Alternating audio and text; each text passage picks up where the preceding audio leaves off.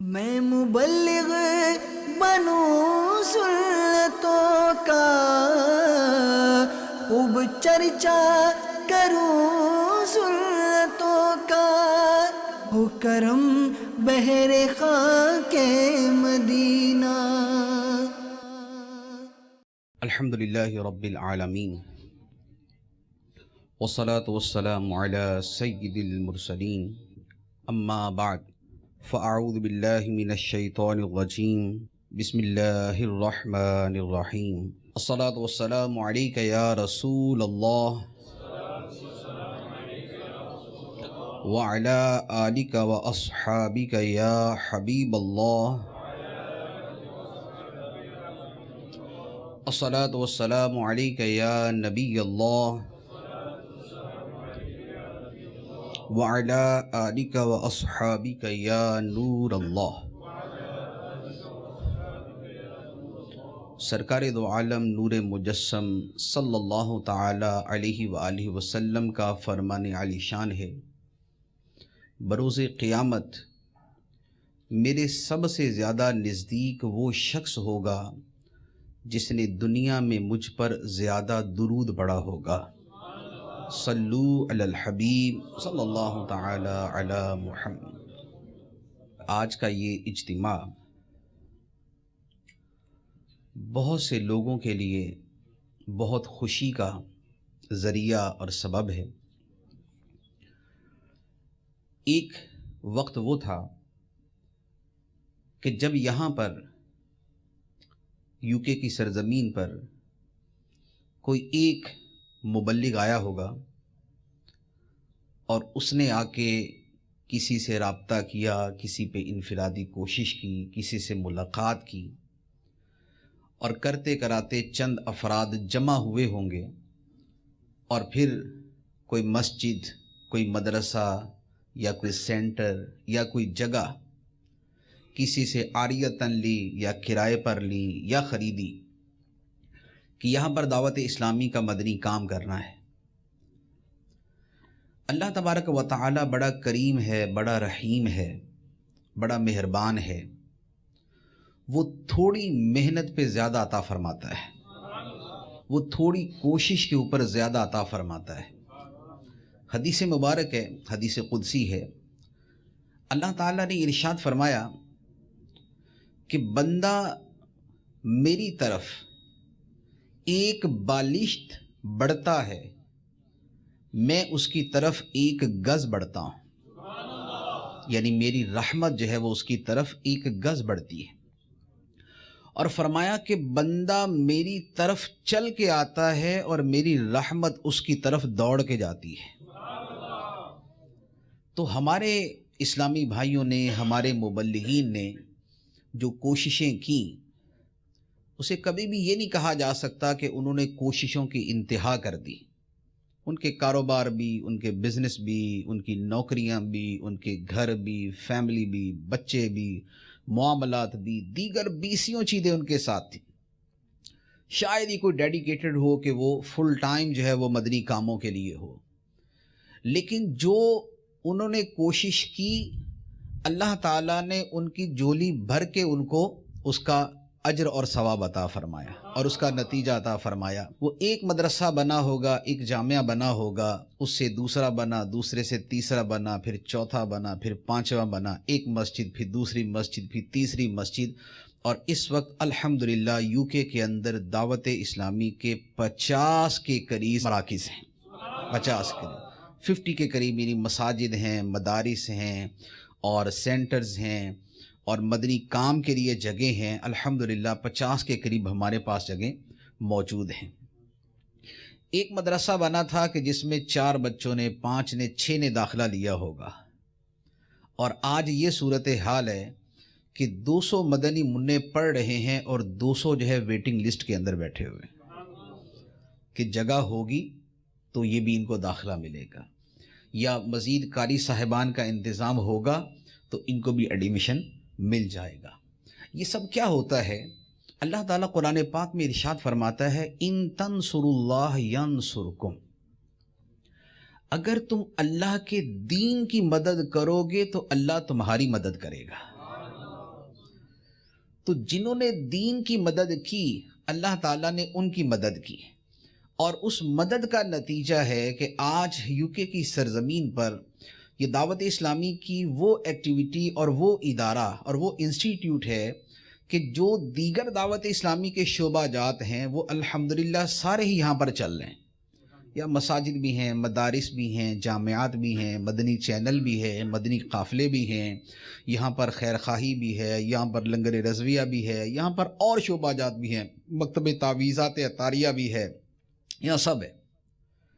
اگر کمی تھی تو دارالفتہ اہل سنت کی، اور آج الحمدللہ وہ جو یوں کہہ لیں کہ جو فائنل نگ ہے نا، آخری نگ، تو وہ بھی الحمدللہ نگینہ جو ہے وہ آج یہاں پر افتتاح ہونے جا رہا ہے، کیونکہ علم روشنی ہے، علم نور ہے، علم برکت ہے، علم سعادت ہے، علم عبادت ہے، علم ترقی ہے، علم خدا کے قرب کا ذریعہ ہے، اور خدا کا قرب جو اس کی اطاعت اور بندگی سے حاصل ہو، جو اطاعت اور بندگی اس کے حکم کے مطابق ہوگی اسی سے قرب ملے گا، اور حکم کا پتہ چلتا ہے شریعت سے، اور شریعت کا پتہ چلتا ہے علماء سے، اور علماء میں شریعت بتانے کا جو صحیح حق اور یا صحیح جو جن کو آتا ہے وہ وہی ہوتے ہیں کہ جو علم فتویٰ کے اندر پرفیکٹ ہوتے ہیں، اس میں کامل ہوتے ہیں۔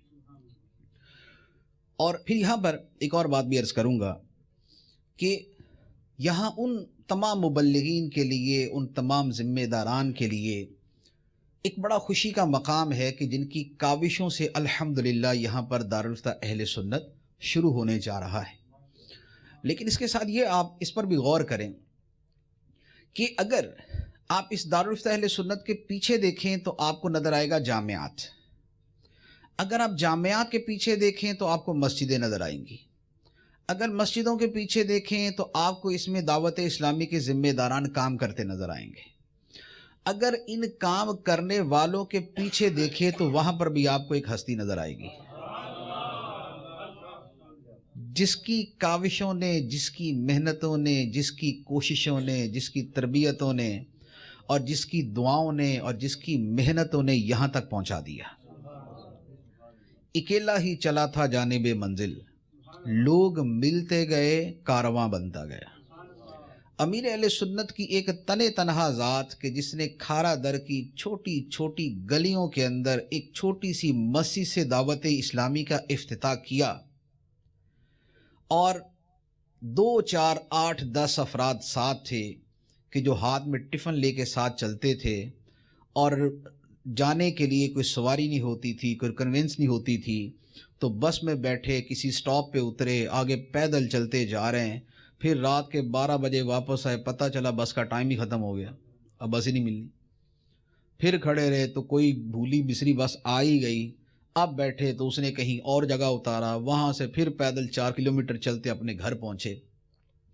یہ جو جذبہ تھا، یہ جو محنت تھی، یہ جو کوشش تھی، یہ جو اخلاص تھا، یہ اس کا نتیجہ ہے کہ اللہ تبارک و تعالی نے آج اس مقام پہ پہنچا دیا کہ ان کے قدموں کے صدقے اللہ تعالیٰ نے کتنوں کو عزت عطا فرما دی، ان کے دم قدم سے کتنے مدرسے آباد ہو گئے، کتنے جامعات کھل گئے، کتنے دارالفتہ چل پڑے، کتنے علماء پیدا ہو گئے، کتنی کتابیں لکھنے والے بن گئے، کتنی کتابیں لکھی گئی، اور کتنی کتابیں پڑھنے والے بن گئے۔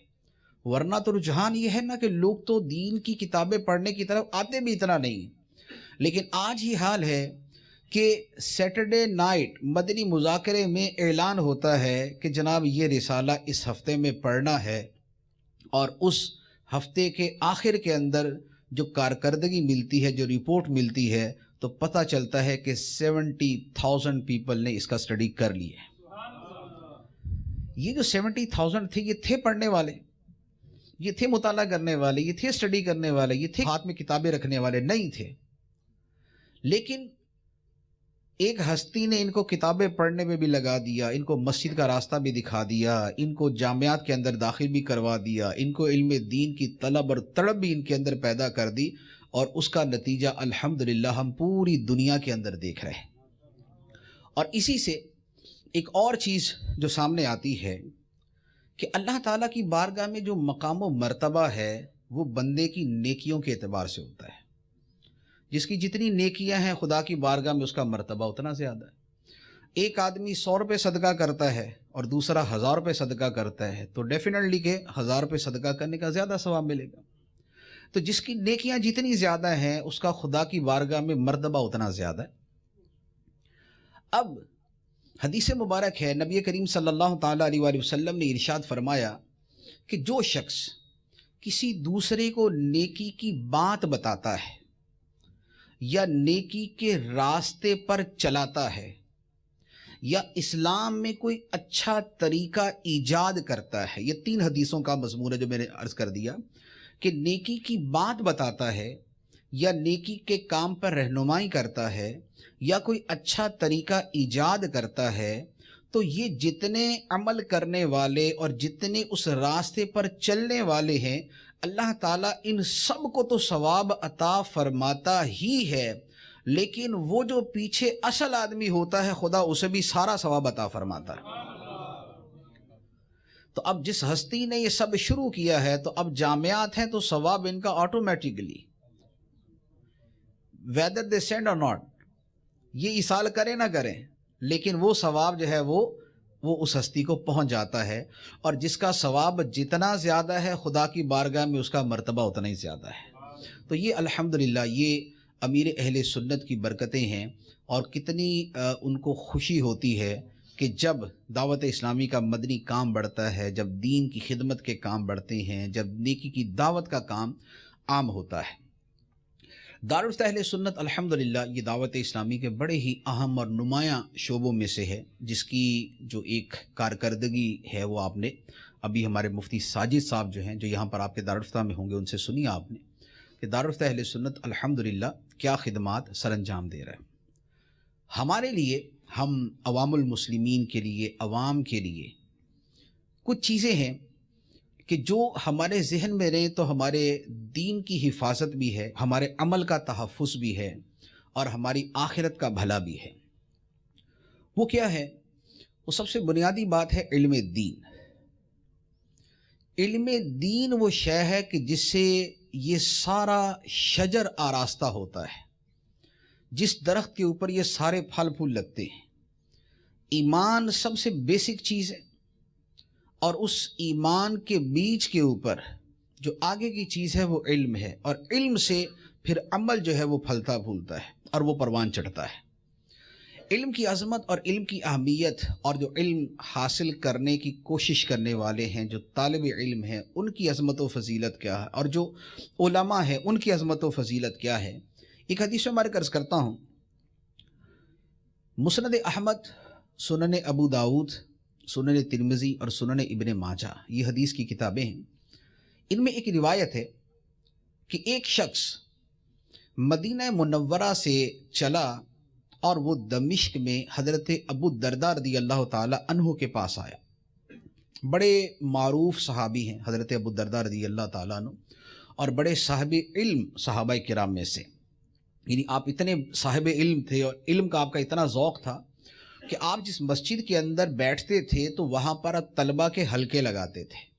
20 یہاں بٹھا دیے، 25 وہاں بٹھا دیے، 30 وہاں بٹھا دیے. جیسے ہمارے بھی مدنی حلقے لگتے ہیں سیکھنے سکھانے، تو آپ طلبہ کے حلقے لگا دیتے تھے، اور خود آپ ان حلقوں کا دورہ کیا کرتے تھے کہ کیا سیکھ رہے ہیں، کیا پڑھ رہے ہیں، صحیح پڑھ رہے، کوئی غلطی تو نہیں ہو رہی. یہ سارا آپ کا معمول تھا. تو راوی کہتے ہیں کہ ہم نے کئی مرتبہ دیکھا کہ جب ان حلقوں کی تعداد اور ان میں جو شرکاء ہیں ان کی تعداد پہ غور کیا تو ہم نے دیکھا کہ ایک ایک وقت کے اندر 1600 اتنے اسٹوڈنٹس ایک وقت کے اندر مسجد کے اندر بیٹھے علم دین سیکھ رہے ہوتے تھے. تو یہ آپ کا ایک علمی ذوق تھا. تو چونکہ بڑے صاحب علم تھے تو لوگ آپ سے علم سیکھنے کے لیے دور دراز سے آتے تھے. تو اب ایک صحابی یا ایک شخص جو تھے وہ مدینہ منورہ سے چلے اور دمشق پہنچے. اب دمشق ملک شام کے اندر ہے، اس کا کیپٹل. وہاں پہنچے اور جا کے انہوں نے ملاقات کے لیے درخواست کی. جب آمنا سامنا ہوا تو سیدنا ابو الدرداء رضی اللہ تعالیٰ عنہ نے سوال کیا کہ آپ کا آنا کیسے ہوا، کس مقصد سے آنا ہوا. تو انہوں نے کہا کہ میں ایک حدیث سننے کے لیے آپ کے پاس آیا. مجھے پتا چلا کہ آپ وہ حدیث روایت کرتے ہیں، تو میں وہ حدیث سننے آپ کے پاس آیا. حضرت ابو الدرداء رضی اللہ تعالی عنہ نے اس سے سوال کیا کہ کوئی اور کام تو نہیں؟ انہوں نے کہا نہیں حضور، اور کام کوئی نہیں. فرمایا اچھا کوئی کاروباری ٹرپ تو نہیں ہے تمہارا؟ اس نے نہیں حضور، کوئی کاروبار بھی نہیں، میں صرف حدیث ہی سننے آیا ہوں. تو حضرت ابو الدرداء رضی اللہ تعالی عنہ نے انہیں ایک حدیث سنائی.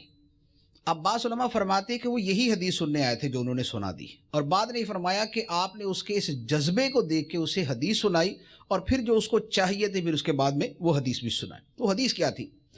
حضرت ابو الدرداء رضی اللہ تعالی عنہ نے اسے ارشاد فرمایا کہ میں نے نبی پاک صلی اللہ تعالی علیہ وآلہ وسلم کو فرماتے ہوئے سنا کہ جو کسی راستے پر علم کی تلاش میں چلتا ہے، جو کسی راستے پر علم کی تلاش میں چلتا ہے، اللہ تعالیٰ اسے جنت کے راستے پہ چلا دیتا ہے. اور دوسری روایت کے الفاظ یہ ہیں کہ جو علم کے طلب میں کسی راستے پہ چلتا ہے، اللہ تعالیٰ اس کے لیے جنت کا راستہ آسان فرما دیتا ہے. دوسری بات فرمایا کہ اور بے شک فرشتے علم دین کے طالب علم دین کی خوشی کے لیے اس کے پاؤں کے نیچے اپنے پر بچھا دیتے ہیں. اور فرمایا کہ بے شک عالم دین کے لیے تمام چیزیں جو آسمانوں میں ہیں اور جو زمینوں میں ہیں، یہ ساری کی ساری اس کے لیے بخشش کی دعائیں مانگتی ہیں. حتیٰ کہ پانی میں جو مچھلیاں ہیں وہ بھی اس کی بخشش کی دعا کرتی ہیں. اور فرمایا عالم کی فضیلت عابد پر، عبادت گزار پر ایسی ہے جیسے 14ویں رات کے چاند کی فضیلت تمام ستاروں پہ ہے. اور فرمایا بے شک علماء انبیاء کے وارث ہوتے ہیں، اور انبیاء درہم و دینار کی وراثت نہیں چھوڑتے، وہ مال کی وراثت نہیں چھوڑتے، بلکہ وہ علم کی وراثت چھوڑتے ہیں. تو جس نے جتنا علم حاصل کر لیا اس نے نبیوں کی اتنی وراثت کو حاصل کر لیا. یہ حدیث مبارک حضرت ابو الدرداء رضی اللہ تعالی عنہ نے بیان فرمائی. اس حدیث مبارک کے اندر ہمارے لیے بہت سے سبق ہیں، بہت سے درس ہیں. سب سے پہلی بات کے اوپر اگر غور کریں تو جو صاحب مدینے سے دمشق گئے، ہزاروں میل کا یہ سفر بنتا ہے اور وہ طے کر کے گئے. اور بعض روایتوں میں ہے کہ یہ حضرت جابر بن عبداللہ رضی اللہ تعالیٰ عنہ تھے، یعنی یہ بھی صحابی تھے جو یوں حدیث سننے کے لیے گئے تھے. تو علم دین کے لیے سفر کرنا، مشقت اٹھانا، محنت کرنا، یہ صحابہ کرام کی سنت رہا ہے. اور علم کوشش سے آتا ہے، علم طلب سے آتا ہے، علم کچھ حرکت کرنے سے آتا ہے، علم پوچھنے سے آتا ہے، علم کسی کے پاس جانے سے آتا ہے. علم کے لیے ہمت کرنا پڑتی ہے، کچھ کاوش کرنا پڑتی ہے. حدیث مبارک میں فرمایا انما العلم بالتعلم، فرمایا کہ علم تو صرف کوشش کر کے سیکھنے سے آتا ہے. اور سلف صالحین کی زندگیوں کا اگر مطالعہ کریں تو آپ کو نظر آئے گا کہ علم دین کے لیے کتنے طویل سفر اختیار کیے. صحابہ کرام اور تابعین کے حوالے سے ایسے حیرت انگیز واقعات ہیں. حضرت عبداللہ ابن عباس رضی اللہ تعالی عنہما فرماتے ہیں، آپ تفسیر کے اندر آپ امت کے سب سے بڑے عالم آپ کو کہا جاتا ہے، عالم الامہ. آپ فرماتے ہیں کہ میں قرآن کی ہر آیت کے بارے میں جانتا ہوں، کہاں نازل ہوئی، کب نازل ہوئی، کس کے بارے میں نازل ہوئی. فرمایا میں قرآن کی ایک ایک آیت کے بارے میں جانتا ہوں، کب نازل ہوئی، کہاں نازل ہوئی اور کس کے بارے میں نازل ہوئی. لیکن فرمایا اس کے باوجود اگر مجھے یہ پتہ چلے کہ کوئی شخص ایسا ہے جسے قرآن کا علم مجھ سے زیادہ آتا ہے تو میں سفر کر کے اس کے پاس پہنچ جاؤں گا، میں سفر کر کے اس کے پاس چلا جاؤں گا. اگرچہ میں جانتا ہوں کہ کون سی آیت کہاں کب اور کس کے بارے میں نازل ہوئی۔ یہ کیا ہے؟ یہ علم اضافہ، یہ علم کی طلب، یہ علم کا شوق، یہ طلب علم کی جستجو، یہ جذبہ، یہ ہے۔ اسی طرح حضرت سعید بن جبیر رضی اللہ تعالیٰ عنہ بڑے مشہور تابعی ہیں اور بڑے صاحب علم۔ قرآن مجید کی ایک آیت کی تفسیر ان کو سمجھ نہیں آ رہی تھی، اس کا مفہوم واضح نہیں ہو رہا تھا، کوئی اشکال ہوگا ذہن میں۔ اب یہ رہتے تھے کوفہ میں، سعید بن جبیر رضی اللہ تعالیٰ عنہ کوفہ میں رہتے تھے، تو اب اس آیت کا جو معنی ان کو سمجھ نہیں آ رہا تھا، اسے سمجھنے کے لیے کوفے سے سفر کر کے مکہ مکرمہ حضرت عبداللہ ابن عباس رضی اللہ تعالیٰ عنہما کے پاس گئے اور وہاں جا کے اس آیت کا مطلب سمجھا، اس کی تفسیر سمجھی اور اس کے بعد واپس تشریف لے آئے۔ ایک آیت کا مطلب جاننے کے لیے اتنا سفر کیا۔ تو علماء نے علم دین کے لیے بڑے بڑے سفر کیے۔ آج تو اللہ تعالیٰ کا ہمارے اوپر کرم ہے کہ ہمارے لیے علم کے ذرائع بہت سے بن گئے، ہم گھر بیٹھے بھی علم سیکھ سکتے ہیں، ہم فون کر سکتے ہیں، واٹس اپ کر سکتے ہیں اور دیگر ذرائع موجود ہیں، لیکن جن کے دلوں میں علم کی طلب تھی انہوں نے کیسے کیسے سفر کیے، سبحان اللہ۔ ایک بزرگ تھے امام محمد بن حنبل رحمۃ اللہ علیہ، بڑے مشہور ہستی ہیں، آپ کو معتزلہ فرقے نے قید کر دیا۔ معتزلہ فرقے کی حکومت تھی اور انہوں نے آپ پہ ظلم و ستم کیا اور آپ کو قید کر دیا۔ اچھا، قید کیا تو بڑا ظلم و ستم بھی کیا، بادشاہ نے قید میں رکھا، پھر کچھ عرصے کے لیے چھوڑ دیا۔ جب کچھ عرصے کے لیے چھوڑا تو یہ پابندی لگا دی کہ آپ نے کسی بھی شخص کو کوئی مسئلہ نہیں بتانا۔ ایک گورنمنٹ نے ایک بین کر دیا کہ آپ نے کسی بھی بندے کو کوئی مسئلہ نہیں بتانا۔ تو اچھا، اور کہا یہ کہ آپ نے مدرسے نہیں جانا اور مدرسے جا کے کسی کو مسئلہ نہیں بتانا، اور آپ نے گھر کے اندر کسی کو داخل نہیں کرنا اور داخل کر کے بھی مسئلہ نہیں بتانا، ہے نا؟ ٹھیک ہے۔ اب جب آپ جیل سے نکل کے اپنے گھر جا رہے تھے اور راستے کے اندر ایک بندہ ملا، اس نے کہا کہ حضور میں مغرب سے آیا ہوں۔ مغرب جو ہے نا، یہ مراکش کو مغرب کہتے ہیں، اور آپ تھے بغداد کے اندر، تو اس نے کہا کہ میں مغرب سے آیا، میں مراکش سے آیا ہوں اور میں آپ سے علم سیکھنے آیا ہوں۔ تو آپ نے فرمایا کہ مجھے تو اجازت نہیں ہے کہ میں کسی مدرسے میں بیٹھوں یا میں اپنے گھر میں تمہیں جگہ دوں، تو مجھے تو اجازت ہی نہیں ہے، تو میں کیسے تمہیں مسئلہ سکھاؤں گا؟ اس نے کہا حضور میں اتنی دور سے سفر کر کے آیا ہوں، کوئی تو ذریعہ بنائے، کوئی تو طریقہ بنائے۔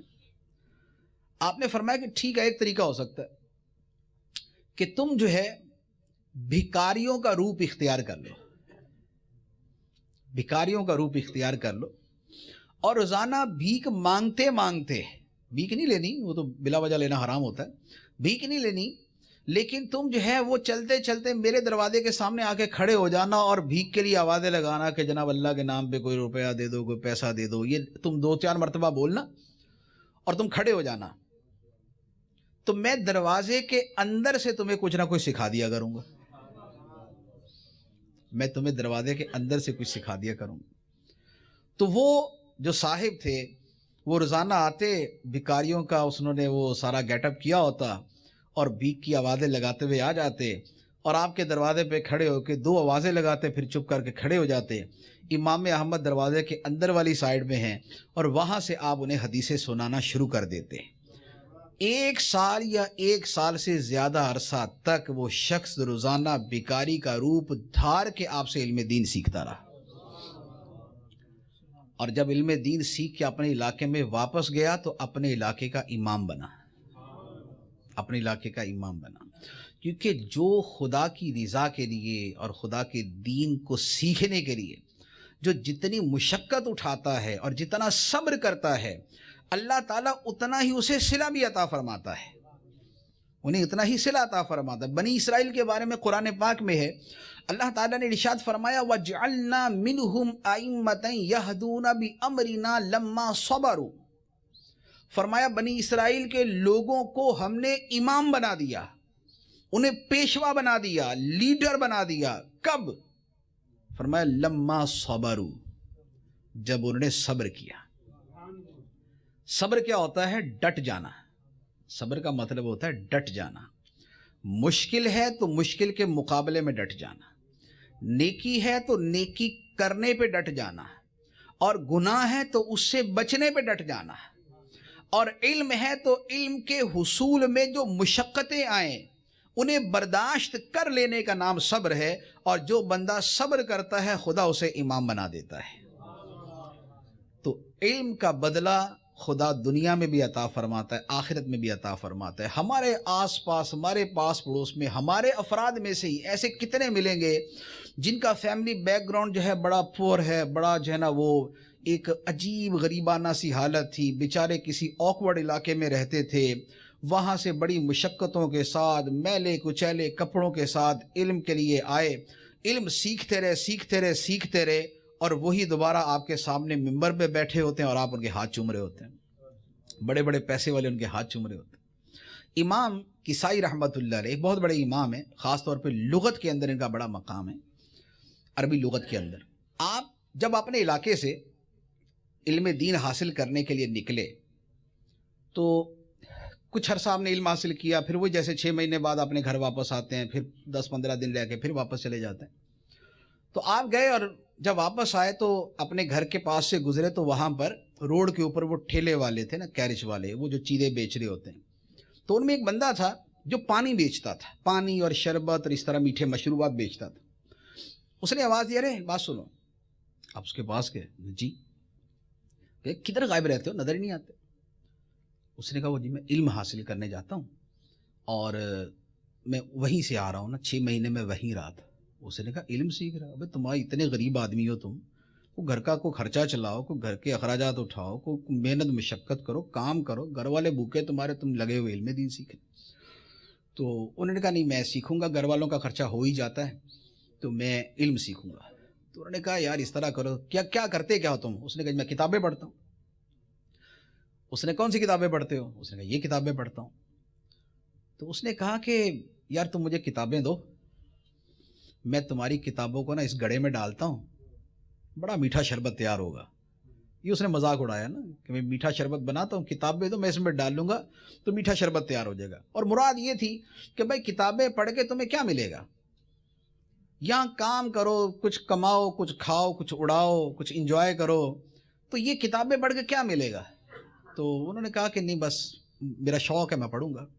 پھر وہ گئے، پھر آئے، پھر گئے، پھر آئے۔ وہ جب بھی آتے تو ان کو بولتا یا کتابیں دو میں اس میں ڈالتا ہوں، بڑا میٹھا شربت تیار ہوگا۔ جب انہوں نے پڑھ لیا امام کسائی رحمۃ اللہ علیہ نے علم دین پڑھ لیا، تو اب اس کے بعد جب وہ اپنے علاقے میں واپس آئے تو جو ان کے شہر میں جو لوگ تھے ان کو پتہ چل گیا کہ ماشاءاللہ اتنا مقام ان کا بن گیا، اور بغداد کے اندر جو خلیفہ تھا، جو بادشاہ تھا، اس کے دربار کے اندر بھی ان کو جگہ مل گئی اور بادشاہ ان کی بڑی عزت کرتا تھا۔ ہارون رشید کا زمانہ تھا۔ اب جب وہ اپنے علاقے میں آئے تو بادشاہ نے کہا کہ یار اتنے بڑے عالم دین آ رہے، ان کو پروٹوکول دینا ہے، ان کو پروٹوکول دینا ہے، ان کے آنے پہ ایک جشن ہوگا، ایک پتہ چلے گا لوگوں کو۔ اب وہ جب شہر میں داخل ہوئے تو جناب پورے شہر کے لوگ 2 قطاروں کے اندر کھڑے ہیں، ان کے آنے پہ اشرفیاں لٹا رہے ہیں، آگے بڑھ بڑھ کے ہاتھ چوم رہے، کوئی سواری کو ہاتھ لگا رہا، کوئی ان کے گھوڑے کو ہاتھ لگا رہا ہے، برکتیں لینے کے لیے سب کر رہے ہیں۔ آپ یوں چلتے گئے، چلتے لوگوں کے درمیان سے اپنے گھر کے پاس جب آئے، وہی بندہ کھڑا تھا جو ان کو ہر مرتبہ کہتا تھا کہ بھئی کتابیں دو اس میں ڈالوں گا، بڑا میٹھا شربت تیار ہوگا۔ تو آپ نے اس کو دیکھا تو ارشاد فرمایا کہ دیکھا کتنا میٹھا شربت تیار ہوا ہے، دیکھا کتنا میٹھا شربت تیار ہوا۔ تو یہ علم ہے جو نیچے بیٹھنے والوں کو تخت پہ بٹھا دیتا ہے، جو کم مرتبہ لوگوں کو عزت کا تاج سجا دیتا ہے۔ اور یہ امام کسائی رحمۃ اللہ علیہ نے جب علم سیکھا تو اب اس کے بعد ان کا مقام کیا تھا کہ ہارون رشید بادشاہ نے کہا کہ جناب آپ میرے دونوں بیٹوں کو پڑھایا کریں، ٹیوٹر کے طور پہ مقرر کیا، اتالیق ٹیوٹر کے طور پہ مقرر کیا۔ تو آپ نے فرمایا کہ ٹھیک ہے میں آپ کے بچوں کو پڑھاؤں گا، تو میرے پاس آ جایا کریں پڑھنے کے لیے، جہاں پر میرا مدرسہ ہے، مکتب ہے۔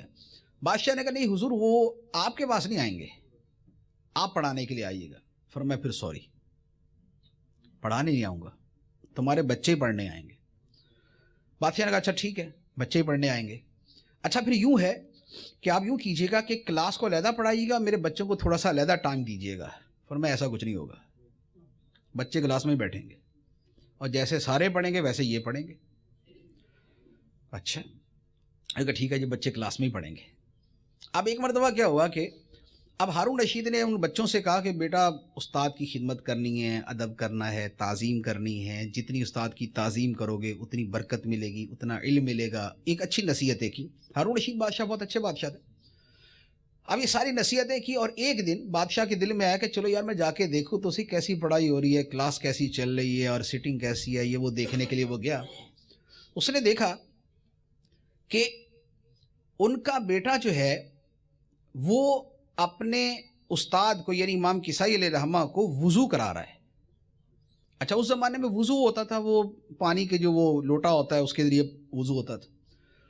تو اس نے دیکھا کہ میرا بیٹا جو ہے وہ اپنے استاد کے پاؤں کے اوپر پانی ڈال رہا ہے۔ بڑا غصہ ہے، یعنی بادشاہ کا بیٹا ہے، پڑھنا ٹھیک ہے اپنی جگہ، لیکن اب بالکل پاؤں دلوانے پہ لگا دیا۔ اب جو بعد میں وزیر مشیر تھے وہ تو کہہ لے لو جی آج تو امام کسائی صاحب سر سے گئے اپنے، ان کی گردن تو اتری۔ بادشاہ قریب گیا اور اس نے ہاتھ اڑایا تھپڑ مارنے کے لیے اور زور سے تھپڑ مارا اپنے بیٹے کو اور فرمایا کہ نالائق، تو ایک ہاتھ سے پانی ڈال رہا ہے، دوسرے ہاتھ سے ان کے پاؤں بھی ملو، ان کے پاؤں بھی دھو دوسرے ہاتھ سے۔ یہ کیا بات ہے کہ صرف پانی ڈال دیا؟ پانی بھی ڈالنا ہے اور دوسرے ہاتھ سے پاؤں بھی دھونے ان کے۔ تو لوگوں کو تب پتا چلا کہ بادشاہ کا غصہ امام کسائی پہ نہیں ہے، بیٹوں پہ۔ تو یہ ہے کہ علم نے کہاں سے کہاں پہنچا دیا۔ علم عظمت دیتا ہے، علم بلندی دیتا ہے، اور کیوں نہ دے کہ اللہ تعالیٰ قرآن پاک کے اندر ارشاد فرماتا ہے یرفع اللہ الذین آمنوا منکم والذین اوتوا العلم درجات۔ فرمایا اللہ تم میں سے ایمان والوں کے اور علم والوں کے درجے بلند کرتا ہے۔ تو جب قرآن فرماتا ہے کہ اللہ تعالیٰ ایمان والوں کے اور علم والوں کے درجے بلند کرتا ہے تو پھر علم والوں کے درجے بلند ہوتے ہی ہیں، علم والوں کے درجے بلند ہوتے ہی ہیں۔ اور آپ دیکھ لیں کہ صدیاں گزر جاتی ہیں لیکن جس نے علم میں مرتبہ اور مقام حاصل کیا ہوتا ہے آج بھی ہم اس کا نام لیتے ہیں تو سروں کو جھکا لیتے ہیں، زبان پہ رحمت اللہ علیہ کے الفاظ جاری ہو جاتے ہیں۔ ہم کہتے ہیں امام بخاری، امام اعظم ابو حنیفہ، امام شافعی، امام مالک، امام احمد بن حنبل رضی اللہ تعالیٰ عنہم اجمعین۔ یہ کیا ہے کہ علم والے تھے اور خدا نے علم والوں کا مرتبہ بلند کر دیا۔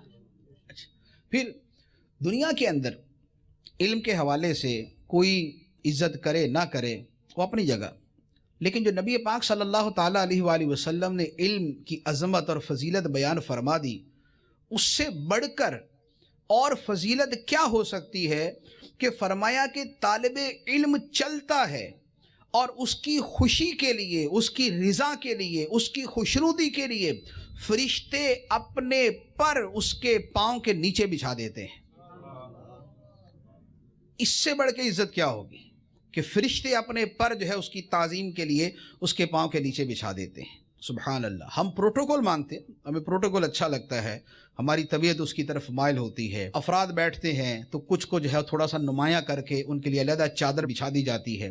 دنیاوی کوئی آدمی آئے گا، ریڈ کارپٹ بچھا دیا جناب اس کے لیے، اس کی اتنا اعزاز کیا گیا، ریڈ کارپٹ بچھ گیا اس کے لیے۔ بھئی ریڈ کارپٹ کہاں، فرشتوں کے پر کہاں؟ یہ کیا نیلے پیلے قالینوں کی اوقات ہے؟ اس کے مقابلے میں فرشتوں کے پر کیا چیز ہیں؟ تو عزت وہ ہے جو خدا کی بارگاہ میں ہے، عزت وہ ہے جو خدا کی بارگاہ میں ہے۔ دنیا کے اندر عزت ملے تو اچھی بات ہے، اچھی بات ہے، لیکن نہ ملے تو کم از کم خدا کی بارگاہ میں ضرور۔ ساری دنیا عزت کرے اور بندہ خدا کی بارگاہ میں مردود ہو تو اس عزت کا کیا کرنا؟ اور ساری دنیا نظر حقارت سے دیکھے لیکن خدا کی بارگاہ میں عزت ہو تو اور کیا چاہیے؟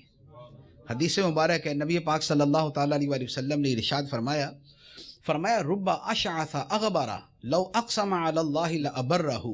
فرمایا بہت سے ایسے لوگ ہیں پراگندہ بال، یعنی بال بکھرے ہوئے، کپڑے میلے ہیں، بلکہ ایک حدیث کے اندر الفاظ ہے مدفوع بالابواب، کہ لوگوں کے گھر پہ جا کے نوک کریں تو کوئی دروازہ نہ کھولے ان کے لیے، کوئی اندر نہ بلائے، باہر سے نو لفٹ، فارغ، جی کس کام سے آیا، ٹھیک ہے جی ہو گیا چلیے آپ جائیے. تو فرمایا رب اشعث اغبر مدفوع بالابواب، بہت سے پراگندہ بالوں والے اور بہت سے غبار آلود قدموں والے، اور جن کو دروازوں سے دھکا دے دیا جائے اور کوئی پوچھے نہیں. فرمایا خدا کی بارگاہ میں ایسا مقام ہوتا ہے کہ اگر وہ قسم کھا لیں تو خدا ان کی قسم پوری کر دیتا ہے. اگر وہ یہ کہہ دینا کہ خدا کی قسم بارش ہوگی تو بارش ہو جائے گی، وہ بولے بارش رک جائے گی تو بارش رک جائے گی. اللہ تعالیٰ ان کی زبان کا نکلا ہوا پورا کرتا ہے. تو عزت وہ جو خدا کی بارگاہ میں لوگوں کی نظر کے اندر بھلے مدفوع بالابواب ہو، کہ دروازے سے کوئی لفٹ نہ کرائے، کوئی اتنا زیادہ اپریشیٹ نہ کرے، کوئی اتنا ویلکم نہ کرے، کوئی اتنا زیادہ نہ بھی کرے. جو قدر چاہیے وہ خدا کی بارگاہ میں چاہیے، جو قدر چاہیے وہ خدا کی بارگاہ میں چاہیے. لیکن اللہ تعالیٰ کا قانون یہ ہے کہ جس کی خدا کی بارگاہ میں قدر ہوتی ہے، اللہ تعالیٰ دنیا والوں کی نظر میں بھی اس کی قدر پیدا فرما دیتا ہے. ایسا نہیں ہوتا کہ بندہ دنیا کے اندر تو بالکل ہی اس کی کوئی حیثیت نہ ہو اور خدا کی بارگاہ میں اس کا بڑا مقام ہو. اللہ تعالیٰ اس کی عزت لوگوں کو دکھائی دیتا ہے. اگر کسی کی زندگی میں نہیں تو اس کی موت کے بعد ہو جاتی ہے. اس کی موت کے بعد اسی کا مزار بنتا ہے. لوگ جو ہے وہ کشاں کشاں چلے جاتے ہیں، کھچے کھچے چلے جاتے ہیں، حاضری دیتے ہیں، سعادت سمجھتے ہیں. جن کو دنیا جانتی نہیں تھی، پہچانتی نہیں تھی، جو غاروں میں رہے، جو پہاڑوں پہ رہے، جو جنگلوں میں رہے، خدا کی بندگی اور عبادت میں رہے، خدا کا قرب حاصل کرنے میں لگے رہے، اس کی محبت میں ڈوبے رہے. اگر دنیا زندگی کے اندر اگر ان کو ریکگنائز نہیں کیا گیا تو اللہ تعالیٰ ان کی موت کے بعد ان کو پہچان کروا ہی دیتا ہے. یہ پہچان کروا ہی دیتا ہے. ایک حدیث مبارک ہے، یہ جو مشہور آیت مبارکہ ہے، فَاذْكُرُونِي أَذْكُرُكُمْ، تم مجھے یاد کرو میں تمہیں یاد کروں گا. یہ آیت مبارک فَاذْكُرُونِي أَذْكُرُكُمْ، تم مجھے یاد کرو میں تمہیں یاد کروں گا، اللہ تعالیٰ فرماتا ہے. تو کسی بزرگ سے پوچھا گیا کہ بندہ خدا کو یاد کرے اور خدا اسے یاد کرے تو یہ خدا کے یاد کرنے کی صورت کیا ہے؟ خدا کیسے یاد کرتا ہے؟ فرمایا کہ تم دیکھتے نہیں کہ خدا کے ولی دنیا سے گزر جاتے ہیں لیکن خدا ان کا ذکر لوگوں کی زبانوں پہ جاری رکھتا ہے. ان کے دنیا سے جانے کے بعد بھی ان کا ذکر جاری رکھتا ہے. اور پھر دنیا کے اندر بھی اللہ تعالیٰ پذیرائی عطا فرماتا ہے. قرآن پاک کی آیت ہے، ارشاد فرمایا ان الذین آمنوا وعملوا الصالحات سیجعل لهم الرحمن ودا. فرمایا بے شک وہ لوگ جو ایمان لائے اور اچھے عمل کیے، فرمایا اللہ تعالیٰ ان کے لیے لوگوں کے دلوں میں محبت ڈال دیتا ہے. ان کے لیے لوگوں کے دلوں میں محبت ڈال دیتا ہے. بخاری شریف کی حدیث مبارک ہے، فرمایا کہ جب اللہ تعالیٰ کسی بندے سے محبت فرماتا ہے تو جبرائیل امین علیہ الصلاۃ والسلام کو فرماتا ہے کہ اے جبرائیل میں فلاں بندے سے محبت کرتا ہوں، تو بھی اس سے محبت کر. جبرائیل بھی اس سے محبت کرتے ہیں.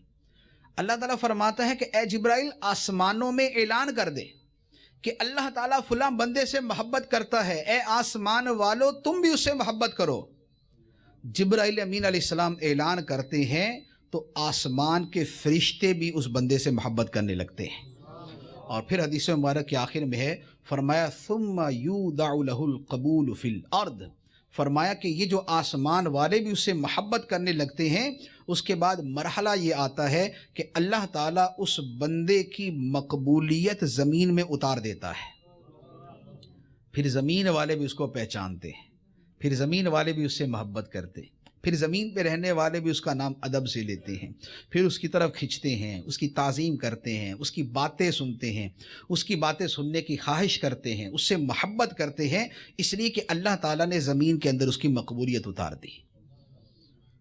تو جو طالب علم ہے، جو علم حاصل کرنے والا ہے، اللہ تعالیٰ کی بارگاہ میں اس کا مقام ہے کہ اس کے پروٹوکول کے لیے اللہ تعالیٰ فرشتے بھیجتا ہے کہ اس کے پاؤں کے نیچے اپنے پر بچھاؤ. تو یہ طالب علم کی ایک فضیلت بیان کی. دوسری فرمایا کہ جو علم کی تلاش میں کسی راستے پہ چلتا ہے، اللہ تعالیٰ اس کے لیے جنت کا راستہ آسان کر دیتا ہے. اس کا کیا مطلب ہے؟ اس کے کئی معنی بیان کیے گئے، میں ایک دو عرض کرتا ہوں. فرمایا اس کا ایک معنی یہ ہے کہ جو بندہ علم کے راستے پر چلتا ہے تو اللہ تعالیٰ اس کے لیے جنت کا راستہ آسان کر دیتا ہے۔ اس کا مطلب یہ ہے کہ جنت کا راستہ ہے عمل، جنت کا راستہ ہے عمل، نماز، روزہ، حج، زکوٰۃ، تلاوت، خوف خدا، صبر، شکر، توکل، قناعت، آخرت سے محبت، خدا سے محبت، نبی پاک علیہ السلام سے محبت، درود پاک، ذکر اللہ، یہ اعمال ہیں اور یہ جنت کا راستہ ہے۔ تو فرمایا کہ اس کا معنی یہ ہوا کہ جو بندہ علم کی تلاش میں کسی راستے پہ چلتا ہے، اللہ تعالیٰ اس کے لیے عمل کا راستہ آسان کر دیتا ہے۔ کہ علم ہوتا ہے تو بندے کو پتہ چلتا ہے کہ یار تہجد کا وقت وہ ہے کہ جب بندہ کھڑا ہوتا ہے تو خدا سے باتیں کرتا ہے، آدھی رات جب گزرتی ہے تو خدا کی رحمت پہلے آسمان پہ اترتی ہے اور بندے کو پکارتی ہے کہ ہے کوئی مجھ سے بخشش مانگنے والا میں اسے بخش دوں، ہے کوئی دعا مانگنے والا اس کی دعا قبول کروں، ہے کوئی رزق مانگنے والا میں اسے رزق عطا کر دوں، ہے کوئی عافیت کا سوالی اور متلاشی کہ میں اسے عافیت اور صحت عطا کر دوں۔ تو جب بندہ علم حاصل کرتا ہے تو اس کے لیے عمل کا راستہ آسان ہو جاتا ہے، اور یہ عمل کا راستہ جنت کا راستہ ہے۔ تو ایک اس کا معنی یہ۔ دوسرا اس کا معنی یہ بیان کیا کہ جنت کا راستہ کیا ہے۔ قیامت کے میدان میں جب ہم حساب کتاب سے فارغ ہوں گے، ہمیں ہمارا نامہ اعمال آقا کریم علیہ السلام کے صدقے دائیں ہاتھ میں مل گیا تو ہم نے جنت میں جانا ہے، ٹھیک۔ میدان قیامت ہے، میدان قیامت سے ہم نے اب نکلنا ہے اور ہمیں پرمیشن ملے گی کہ جاؤ جیسے تیسے بھی ہو تمہارے لیے جنت کر ہی دی ہے، جاؤ جنت میں۔ تو جنت کا راستہ کیا ہے؟ کس پل سے گزر کے جانا ہے؟ کس برج سے گزر کے جانا جنت میں؟ پل صراط۔ جنت کا راستہ پل صراط ہے، ٹھیک ہے۔ میدان معاشر ہے، پار جنت ہے، درمیان میں نیچے جہنم ہے، اور اس جہنم کے اوپر پل بنا ہوا ہے اور وہ پل صراط ہے۔ تو اب علماء فرماتے ہیں کہ حدیث کا مطلب یہ ہوا کہ جو بندہ علم کی تلاش میں کسی راستے پہ چلتا ہے، اللہ تعالیٰ اس کے لیے پل صراط سے گزرنا آسان کر دے گا، اس کے لیے پل صراط سے گزرنا آسان کر دے۔ جو علم کی طلب میں چلتا رہتا ہے، کبھی اس سے مسئلہ پوچھنے گیا، کبھی اس سے مسئلہ پوچھنے گیا، جیسے ہمارے طلبہ ہیں جو ہمارے جامعۃ المدینہ میں پڑھتے ہیں، اب ان کے لیے فضیلت ہی فضیلت ہے۔ یہ جناب گھر سے نکلے تو فرشتوں نے پر بچھا ہوئے، اور یہ جب جس راستے پہ چل رہے ہیں علم کی طلب کے اندر ہیں تو اللہ تعالیٰ نے ان کے لیے پل صراط کی آسانی کی ہوئی ہے، ان کے لیے وہ راستہ آسان ہے۔ تو جو طلبہ علم دین ہیں، جو جامعہ میں پڑھنے والے ہوتے ہیں، یہ تو یوں کہہ لیں کہ سب سے زیادہ ڈیزرو کرتے ہیں اس فضیلت کو، ٹھیک ہے۔ لیکن اس کے علاوہ جو ہمارے عام مسلمان ہوتے ہیں، عام اسلامی بھائی ہوتے ہیں، ان میں بھی جو بندہ مسئلہ پوچھنے کے لیے چلتا ہے تو وہ علم کی تلاش میں گیا۔ آپ کے جیسے دارالفتہ اہل سنت کھلا ہے، اب ایک آدمی کبھی کوئی نماز کا مسئلہ پوچھنے گیا، کبھی کوئی روزے کا پوچھنے گیا، کبھی کوئی کاروبار کا پوچھنے گیا، کبھی کوئی نوکری کا پوچھنے چلا گیا، تو یہ جو اپنے گھر سے چلے گا تو یہ چلا تو علم کی طلب کے اندر ہی ہے نا، اور یہ علم کی طلب میں گیا تو اللہ تعالیٰ اس کے لیے جنت کا راستہ آسان کر دے گا۔ تو اب جس نے جنت کا راستہ آسان کروانا ہے تو وہ ذرا زیادہ آ کے مسائل پوچھا کرے، تاکہ علم کے اندر بھی اضافہ ہو، جنت کا راستہ بھی آسان ہو۔ کیونکہ علم کی حاجت ہم سب کو ہے، علم کی ضرورت ہم سب کو ہے۔ یہ بالکل ایک واضح سی بات ہے کہ ہمیں کافی علم نہیں ہے، جتنا علم ہونا چاہیے اتنا نہیں ہے۔ طلب العلم فریضۃ علی کل مسلم، کہ علم کا سیکھنا ہر مسلمان پہ فرض ہے۔ اب جو علم سیکھنا فرض ہے تو جو فرض ادا نہ کرے وہ کیا ہوتا ہے؟ گناہ گار ہوتا ہے۔ نماز پڑھنا فرض ہے، جو نہ پڑھے گناہ گار ہے۔ روزہ رکھنا فرض ہے، جو نہ رکھے گناہ گار ہے۔ اسی طریقے سے اور جو عبادات ہیں، تو جو کام فرض ہے اس کا ترک حرام اور گناہ ہے۔ اب علم سیکھنے کے بارے میں نبی پاک علیہ السلام نے فرمایا کہ علم کی طلب ہر مسلمان پہ فرض ہے۔ جب یہ علم کی طلب ہر مسلمان پہ فرض ہے، اب اگر کوئی نہیں طلب کرے گا تو فرض کا تارک ہوگا۔ اور ہمیں جتنا علم سیکھنا ہے اتنا ہمیں عام طور پہ نہیں ہوتا، ایون کہ ہمیں نماز کے مسائل بھی پوری طرح نہیں آتے ہوتے۔ ہماری اکثریت وہی ہوتی ہے کہ جنہیں نماز کے فرائض اور واجبات کی پوری طرح پہچان نہیں ہوتی، کن چیزوں سے نماز ٹوٹ جاتی ہے، کن چیزوں سے نماز مکروہ تحریمی ہو جاتی ہے، کن چیزوں سے نماز دوبارہ پڑھنا واجب ہو جاتا ہے، اس کی تفصیلات کا نہیں پتہ ہوتا۔ لوگ برسوں نماز پڑھتے ہیں، برسوں نماز پڑھتے ہیں اور ان کی ایک بھی نماز خدا کی بارگاہ میں قبول نہیں ہوتی۔ حدیث مبارک کے اندر فرمایا گیا، اور صحابہ کرام کی جو ہے وہ روایات کے اندر یہ الفاظ موجود ہیں کہ کوئی بندہ 50 سال 60 سال نماز پڑھتا ہے، لیکن 60 سال میں اس کی ایک نماز بھی خدا کی بارگاہ میں قبول نہیں ہوتی۔ وجہ یہ ہے کہ نماز تو پڑھ رہا ہے لیکن نماز کی کسی ضروری چیز کو چھوڑا ہوا۔ مثلا نماز پڑھتے ہیں، نماز سے پہلے وضو کرنا ہے، وضو ہوگا تو نماز ہوگی، وضو نہیں تو نماز بھی نہیں، بے وضو نماز تو نہیں ہوتی۔ اب وضو کے اندر فرض ہے کہ یہ جو پیشانی کا بالکل اوپر والا حصہ ہے جہاں سے بال اگتے ہیں، وہاں سے لے کے یہ ٹھوڑی کے نیچے تک کے حصے کو اچھی طرح دھویا جائے، کان کی اس لو سے لے کے اس لو تک چہرے کو دھویا جائے، یہ کوہنیاں جو ہیں یہ ان کو دھویا جائے، ایڑیاں جو ہیں ان کو دھویا جائے۔ لیکن آپ کبھی غور کیجئے گا کہ وضو کرتے ہوئے کتنی بڑی تعداد ہے کہ یوں پانی لیا، یوں مارا چہرے کے اوپر، یہ والا حصہ خشک ہے، یہ والا حصہ خشک ہے، یہ جو ہے نا یہاں سے خشک ہے، ایڑیاں خشک ہیں، وضو نہیں ہوا۔ وضو نہیں ہوا تو نماز بھی نہیں ہوگی، ڈیفینیٹلی نماز بھی نہیں ہوگی۔ ایک مرتبہ صحابہ کرام کسی جگہ اس طرح وضو کر رہے تھے تو اب ان میں سے بعض سے اس طرح کی سستی ہوگی، کیونکہ تعلیم تربیت کا زمانہ تھا، صحابہ کرام نے بھی آہستہ آہستہ سیکھا تھا، تعلیم و تربیت کا زمانہ تھا۔ تو نبی پاک علیہ الصلوۃ والسلام نے دیکھا کہ بعض لوگ وضو کر رہے اور ان کی ایڑیوں کا کچھ حصہ خشک ہے، تو نبی پاک علیہ الصلوۃ والسلام نے حضرت بلال حبشی رضی اللہ تعالیٰ سے فرمایا کہ اے بلال کھڑے ہو جاؤ اور جا کے اعلان کرو ویل للعقاب من النار، کہ اعلان کرو کہ ان ایڑیوں کے لیے بربادی ہے، جہنم کی آگ ہے۔ جو وضو کے اندر حصہ خشک رہ جائے اس کے لیے بربادی ہے، اس کے لیے جہنم کی آگ ہے۔ تو اب یہ وضو کا سیکھنا فرض ہے، نہیں سیکھیں گے تو غفلت کے اندر کچھ حصہ رہ جائے گا، وہ رہ گیا تو اس کے بعد نماز نہیں ہوگی۔ اسی طرح غسل کے فرائض ہیں، نہیں پوری طرح سیکھیں گے تو اتنے مسائل ہیں۔ ایک آدمی پہ غسل فرض ہے اور ہوا نہیں اس کا غسل، اس کے لیے مسجد میں آنا حرام ہے، اس کے لیے قرآن کا پڑھنا حرام ہے، اس کے لیے قرآن کا چھونا حرام ہے۔ اب وہ اپنی طرف سے بیچارہ بڑے خشوع و خضوع اور محبت سے قرآن پاک کو کھول کے چوم کے سارا آنکھوں پہ لگا کے بیٹھ کے پڑھنے لگا ہے، لیکن اس کا غسل ہی ٹھیک نہیں، اس کا چھونا حرام، اس کا پڑھنا حرام۔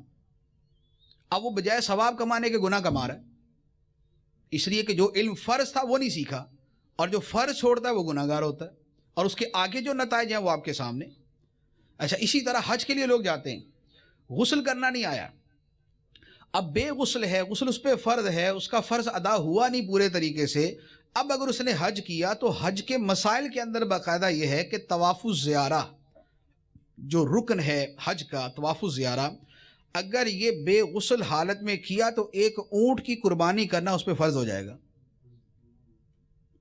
تو کتنے لوگ ہیں کہ جو ایسے ہی جنا وہ طواف کر کر آگے آ جاتے ہیں، اپنی طرف سے تو حج کر کے آئے اور حاجی صاحب ہیں، لیکن پتہ چلتا ہے کہ سارے طواف جو ہے نا وہ بے غسل کیے ہوئے، کسی پہ جو ہے نا وہ دم لازم ہے تو کسی پہ بدنہ لازم ہے، اونٹ کی قربانی لازم۔ تو یہ ہے وہ جو چیز فرمائی، طلب العلم فریضۃ علی کل مسلم، علم کا حاصل کرنا ہر مسلمان پہ فرض ہے، ٹھیک ہے۔ اچھا، پھر اسی طرح اب علم کی طلب کیسے ہوگی تو اللہ تعالیٰ نے اس کا طریقہ بیان فرما دیا، فرمایا فَاسْأَلُوا أَهْلَ الذِّكْرِ إِن كُنتُمْ لَا تَعْلَمُونَ، فرمایا کہ اگر تم نہیں جانتے تو علم والوں سے پوچھ لو، علم والوں سے پوچھ لو۔ تو پوچھنا جو ہے یہ علم کے حصول کا ذریعہ ہے۔ تو ہمیں بہت ساری چیزیں زندگی میں پیش آتی ہیں، نماز کی، روزے کی، حج کی، زکوٰۃ کی، کاروبار کی، ملازمت کی، فیملی میٹرز کی، اپنی معاشرتی زندگی کے اعتبار سے ہم سفر کرتے ہیں، سفر کے شرعی مسائل ہیں، عید ہے، قربانی ہے، ان کے اپنے شرعی مسائل ہیں، لوگوں سے میل ملاپ ہے، کس چیز کا کھانا حلال ہے، کس کا کھانا حرام ہے، کس سے بچنا فرض ہے، کس سے بچنا واجب ہے، کس سے بچا جائے، کون سی چیز شعبے والی ہے، ایک پوری ڈیٹیل ہے۔ اب اس کے دو طریقے ہیں، یا تو یہ ہے کہ ہم پراپر علم دین حاصل کر لیں، کہ ہم باقاعدہ جامعۃ المدینہ میں داخلہ ہی لے لیں اور ہم اس سے ایک بھرپور علم حاصل کریں، ایک تو یہ صورت ہے، لیکن یہ سب کے لیے ممکن نہیں، تو ایٹ لیسٹ یہ تو ہو کہ جو ہمارے پاس ذرائع علم حاصل کرنے کے موجود ہیں ہم ان ذرائع کو تو استعمال کریں۔ ہمارے لیے مثال کے طور پہ کتابیں ہیں، رسائل ہیں، جیسے دعوت اسلامی کے مکتبۃ المدینہ کی کتابیں رسائل ہیں. ہمارے یہ مدنی چینل ہے، اس کے اندر بہت سارے سلسلے، دارالفتہ اہل سنت کا سلسلہ ہے، شرعی مسائل کے اوپر مشتمل ہے، مدنی مذاکرہ ہے، اس میں شرعی مسائل بیان کیے جاتے ہیں. تو اب وہ بھی ایک ذریعہ ہے. اچھا، اسی طریقے سے یہاں جو مدنی قافلوں میں سفر کرتے ہیں تو ایٹ لیسٹ جو نماز کے، وضو کے، غسل کے جو بنیادی مسائل ہیں وہ سیکھ لیتے ہیں. اب اس سے ہٹ کر جو مسائل پیش آنے والے ہیں کہ جو ہمیں اپنی زندگی میں اور بہت سارے پیش آتے ہیں، ان کے لیے پھر دارالفتہ اہل سنت ہے. پھر آپ دارالفتہ کے اندر آئیں، آپ ایمانیات کا پوچھیں، آپ نماز کا پوچھیں، آپ کاروبار کا پوچھیں، آپ جو ہے وہ نکاح وغیرہ کے مسائل پوچھیں، آپ وراثت کے مسائل پوچھیں، آپ زندگی بھر کے جو بھی شرعی مسائل ہیں اس کے پوچھنے کے لیے دارالفتہ آئیں. اب اگر موقع موجود ہو اور بندہ نہ پوچھے تو یہ اس کی بدقسمتی ہے. حدیث مبارک میں فرمایا گیا کہ قیامت کے دن سب سے زیادہ حسرت، قیامت کے دن سب سے زیادہ حسرت اس بندے کو ہوگی جسے دنیا میں علم سیکھنے کا موقع ملا اور پھر نہ سیکھا. موقع تو تھا کہ مسئلہ پوچھ لیتا، موقع تو تھا کہ جا کے جو ہے دو چار باتیں، جو دو چار شرعی مسائل پوچھ لیتا، لیکن نہیں کیا. تو موقع تھا، نہیں سیکھا، تو فرمایا کہ سب سے زیادہ حسرت قیامت کے دن اس بندے کو ہوگی. تو لہٰذا یہاں جو الحمدللہ دارالفتہ اہل سنت کا افتتاح ہوا ہے تو یہاں پر ایک مسائل پوچھنے کا ماحول ہونا چاہیے، ایک مسائل پوچھنے کا رجحان ہونا چاہیے. بلکہ بزرگان دین کے معمولات ایسے خوبصورت معمولات تھے. ایک عالم دین کسی علاقے میں گئے، وہاں پر بہت بڑے عالم تھے، بہت بڑے مفتی تھے. وہاں پر انہوں نے چند مہینے قیام کیا.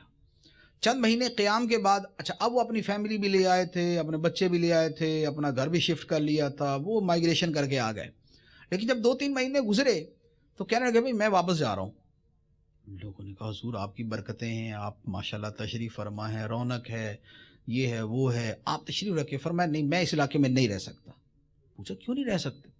فرمایا کہ مجھے 2-3 مہینے ہو گئے یہاں رہتے ہوئے اور یہاں کے لوگوں نے مجھ سے کوئی مسئلہ نہیں پوچھا.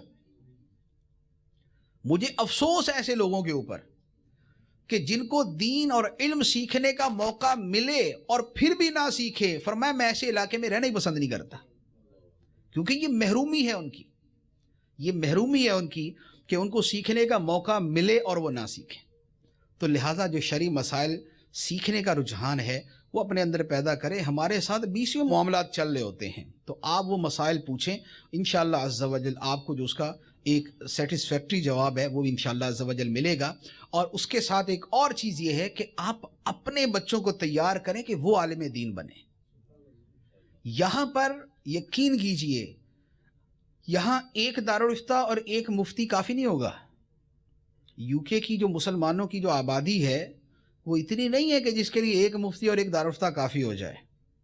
ہر چیز کی ایک اس کا جو ہے نا وہ بنایا جاتا ہے، اس کا ریشو بنایا جاتا ہے کہ بھئی اتنے افراد کے لیے اتنی چیز ہوگی. مثال کے طور پہ بڑا جو ہے نا وہ ہم کرتے ہیں کہ مثال کے طور پہ 500 بندوں کے لیے ایک ڈاکٹر ہونا چاہیے. ایک سٹینڈرڈ ہے دنیا کا کہ 500 بندوں کے لیے ایک ڈاکٹر، یعنی ملک کے اندر اتنے ڈاکٹرز ہوں کہ جو آبادی کو یوں کر کے جو ہے نا وہ آپس میں کمپیریزن کیا جا سکے. تو 500 کے لیے ایک ڈاکٹر. اب پتہ چلتا ہے نہیں جی یہاں پر تو 10,000 کے اوپر ایک ڈاکٹر رہتا ہے. کہتے اوہ یہ تو بڑا ہی غرق ہو گیا ملک کا، ڈاکٹر نہیں ہے، اتنی ضرورت ہے لوگوں کی صحت کا کیا بنے گا؟ جس ملک میں اتنے ڈاکٹر کم ہوں گے صحت کا کیا بنے گا؟ اچھا پھر ہوتا ہے کہ جناب ایک ملک کے اندر اتنے سائنسدان ہونے چاہیے، نہیں ہے تو کیا ہوا؟ اوہ نہیں ہے تو پھر ترقی کہاں سے ہوگی؟ تو بھائی اگر ترقی کے لیے سائنسدان چاہیے اور اگر صحت کے لیے جو ہے وہ ڈاکٹرز چاہیے تو ایمان اور آخرت کے لیے مفتی اور علماء بھی چاہیے کہ نہیں؟ وہ بھی تو اسی ریشو کے اعتبار سے ہوں گے نا کہ بھئی آپ کے ہر 1000 بندے کے لیے ایک مفتی ہو، چلیں ایک کے لیے نہیں 2000 کے لیے 5000 کے لیے ہو. تو یہاں پر مسلمان بستے ہیں کوئی 25-30 لاکھ. 25-30 لاکھ کے لیے جو ہے وہ لے دے کے پورے یو کے کے اندر جو ہمارے اہل سنت کے علماء اور مفتیان کرام ہوں گے ان کی تعداد شاید 10 نہیں ہوگی. جو حقیقی مفتی ہوں گے، جو حقیقی مفتی ہوں، مستند مفتی ہوں، وہ شاید 10 بھی نہیں ہوں گے. تو باقی ہر چیز کے اندر تو سٹینڈرڈ ہے کہ اتنے لوگوں پہ اتنے ڈاکٹرز، اتنے لوگوں پہ اتنے سائنسدان، اتنے لوگوں پہ فلاں چیز. جب ہر چیز کا سٹینڈرڈ ہے تو علماء اور مفتیوں کا سٹینڈرڈ کیوں نہیں؟ کہ بھائی 5,000 کے اوپر ایک مفتی بنائے نا، 5,000 پہ ایک مفتی، اور بالفرض آپ 1 ملین ہیں، 10 لاکھ ہیں، تو اس کے اوپر جو مفتیوں کا ریشو بنتا ہے اتنے تو ہونے چاہیے۔ اس لیے قرآن کے اندر فرمایا گیا، فرمایا فلولا نفر من کل فرقۃ منہم طائفۃ لیتفقہوا فی الدین ولینذروا قومہم اذا رجعوا الیہم لعلہم یحذرون۔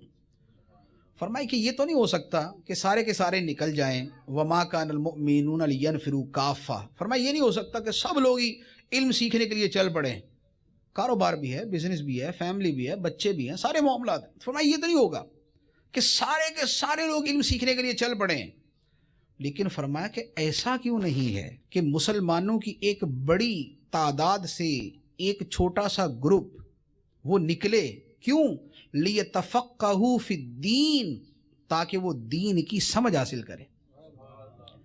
ایک بڑے میجورٹی میں سے ایک چھوٹا سا پورشن جو ہے وہ نکلے اور تفقہ فی الدین حاصل کرے، لیتفقہوا فی الدین وَلِيُنذِرُوا قَوْمَهُمْ اِذَا رَجَعُوا إِلَيْهِمْ لَعَلَّهُمْ يَحْوَرُونَ، اور جب یہ علم دین سیکھ لیں اور دین کی سمجھ حاصل کر لیں تو پھر اپنی قوم کے پاس واپس آ کے انہیں دین سکھائیں۔ تو اب یہاں پر آپ کے جامعہ بنا ہوا، یہاں پر یہ دارالافتاء بھی ہے، علماء جامعہ سے ہی بنیں گے، مفتی جامعہ سے ہی بنیں گے، تو آپ کے بچے جامعہ میں آئیں گے تو عالم بنیں گے، اس کے بعد مفتی بنیں گے۔ تو اب UK کے جتنے شہر ہیں، ہر شہر کے لیے ایٹ لیسٹ ایک مفتی چاہیے۔ جو چھوٹے شہر ہیں ان کے لیے تو کم از کم ایک، بڑے شہروں کے لیے 2-3 چاہیے ہوتے ہیں۔ تو اب آپ ذرا اس اعتبار سے دیکھیں کہ آپ کو کتنے مفتی چاہیے، تو اسی قرآن مجید کی آیت مبارکہ پہ عمل کریں کہ یہ تو نہیں ہوگا کہ ساری مسلم آبادی اٹھ کے جامعہ کے اندر آ جائے، لیکن یہ تو ہو سکتا ہے کہ ہر علاقے سے کچھ لوگ وہ آئیں، علم سیکھیں، دین کی سمجھ حاصل کریں، تفقہ فی الدین حاصل کریں، عالم بنے، مفتی بنے، اور پھر اپنے علاقے کے اندر جا کے لوگوں کی آخرت درست کرنے کی کوشش کریں، لوگوں کی آخرت درست کرنے کی کوشش کریں۔ تو الحمدللہ آپ کے لیے انڈیویجولی اور پرسنلی مسائل پوچھنے کے لیے دارالافتاء اہل سنت، اور آپ کے بچوں کو عالم دین اور مفتی بنانے کے لیے جامعۃ المدینہ ہے۔ تو کوشش کریں کہ اپنے گھر کے ایک بچے کو عالم دین بنائیں۔ اچھا، آپ کے بچے اگر بڑے ہو گئے، مصروف ہو گئے، کچھ نہیں ہے یا کوئی پاسبلٹی نہیں بن رہی، تو آپ کے جو رشتہ داروں کے بچے ہیں ان میں سے کسی پہ کوشش کر لیں، اپنے پڑوسیوں میں سے کسی پہ کوشش کر لیں، لیکن آپ کے کسی ایک بھی بچے کو عالم دین بنانے کا نتیجہ یہ ہوگا کہ وہ علم جب تک پھیلاتا رہے گا آپ کو ثواب ملتا رہے گا۔ بندے کے مرنے کے بعد جو 3 چیزیں فرمائی گئی کہ اس کا ثواب مرنے کے بعد میں ملتا رہتا ہے، بندے کا عمل منقطع ہو جاتا ہے لیکن 3 چیزیں باقی رہتی ہیں، اس میں ایک نیک اولاد ہے جو بعد میں دعا کرتی رہتی ہے، ایک صدقہ جاریہ ہے کہ مسجد بنا دی، کوئی مدرسہ بنا دیا، اور تیسرا وہ علم ہے کہ بندہ دنیا سے چلا گیا لیکن اس نے علم کسی کو سکھایا تھا، کسی کو پڑھایا تھا، وہ علم اس سے فائدہ اٹھایا جاتا رہے گا، بندے کو ثواب ملتا رہے گا۔ تو لہٰذا اپنی آخرت کے لیے، اپنے ثواب جاریہ کے لیے، اور اپنے قبر کے اندر بھی مسلسل خدا کی رحمتوں میں اضافے کے لیے اپنے گھر میں سے، اپنے رشتہ داروں میں سے، اپنے جو ہے وہ دوستوں اور پڑوسیوں میں سے کسی نہ کسی کے بچے کو عالم دین بنائیں، تاکہ امت کو عالم دین بھی ملے اور آپ کے لیے ثواب جاریہ کا ذریعہ بھی بن جائے۔ اللہ تبارک و تعالی ہمیں عمل کرنے کی توفیق عطا فرمائے، آمین بجاہ النبی الامین صلی اللہ علیہ وسلم۔ میں مبلغ بنوں سنتوں کا، خوب چرچا کروں سنتوں کا، ہو کرم بہر خاک مدینہ۔